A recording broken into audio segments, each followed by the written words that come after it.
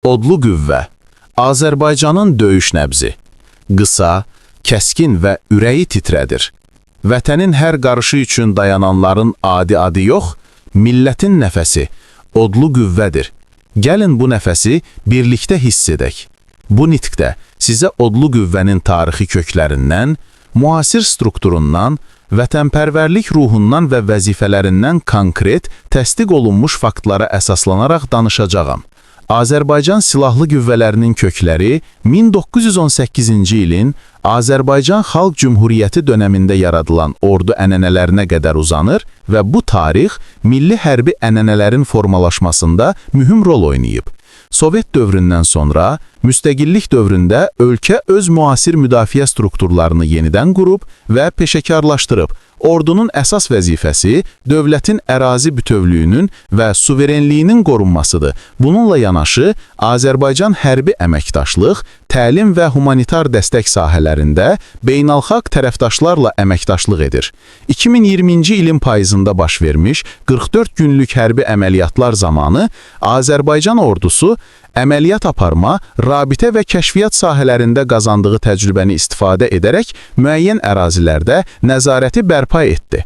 Bu hadisələr geniş şəkildə sənədləşdirilmiş və rəsmi mənbələrdə yer almışdır. Son illərdə Azərbaycanın müdafiə sənayesi və hərbi infrastrukturunda modernizasiya işləri aparılmış, müxtəlif növ müdafiə texnikası, təlim sistemləri və rabitə vasitələri ölkənin müdafiə qabiliyyətinin gücləndirilməsi məqsədi ilə tətbiq edilmişdir.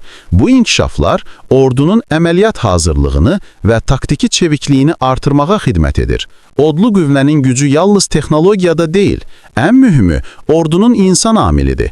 Hərbi təlim, nizam-intizam, komandirlik və əskərin məhz vətənə bağlılığı onun effektivliyinin əsas bazasıdır.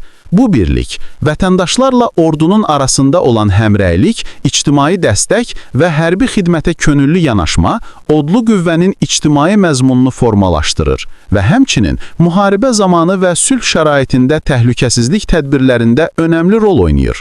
Hərbi təhsil müəssisələri, kadrların peşəkarlığının artırılması və beynəlxalq təcrübənin tətbiqi, həmçinin yerli müdafiə sənayesinin əməkdaşlığı ordu strukturunun davamlı inkişafını təmin edir.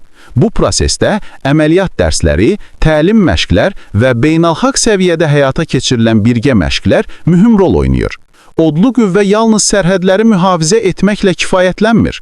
Ölkənin strateji maraqlarını və vətəndaşların təhlükəsizliyini qorumaq üçün həm müdafiə, həm də dəstək funksiyalarını icra edir.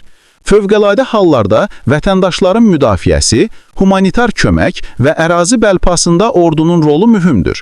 Azərbaycan əskərinin peşəkarlığı, komanda daxilində koordinasiya bacarıqları və texniki imkanlarla birlikdə davamlı olaraq təkmilləşdirilir.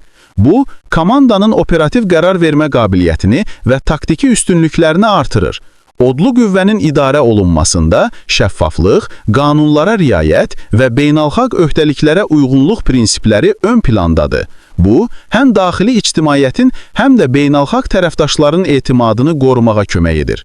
Azərbaycanın müdafiə siyasəti strateji baxımdan ölkənin ərazi bütövlüyünün, vətəndaşların təhlükəsizliyinin və regionda sülhün təmin edilməsinə xidmət edir. Bu məqsədlə diplomatik vasitələr, beynəlxalq əməkdaşlıqlar və müdafiə qabiliyyətinin inkişafı paralel şəkildə aparılır. Odlu qüvvə Azərbaycanın döyüş nəbzi, həm tarixi yaddaş, həm də gələcəyə yönəlmiş hazırlıqdır. Keçmiş təcrübədən dərs almaq, müasir tələblərə uyğunlaşmaq və vətənə sədaqət prinsiplərini qoruyaraq gələcək nəsillərə təhlükəsiz bir ölkə ötürmək bu nəbzin əsas vəzifələrindəndir. Bu nəbz hər bir vətəndaş üçün ölkənin müstəqilliyinin və ərazi bütövlüyünün qoruyucusu deməkdir və odlu qüvvə bu vəzifəni yerinə yetirmək üçün hər zaman hazırdır. Nitqimi yekunlaşdırarkən vurğulayıram ki, odlu qüvvənin gücü və nüfuzu rəsmi sənədlər, açıq mənbələr və tarixi faktlar əsasında qiymətləndirilməlidir və bu mətin yalnız təsdiq olunmuş, ümumiyyətlə qəbul edilmiş məlumatlara əsaslanır.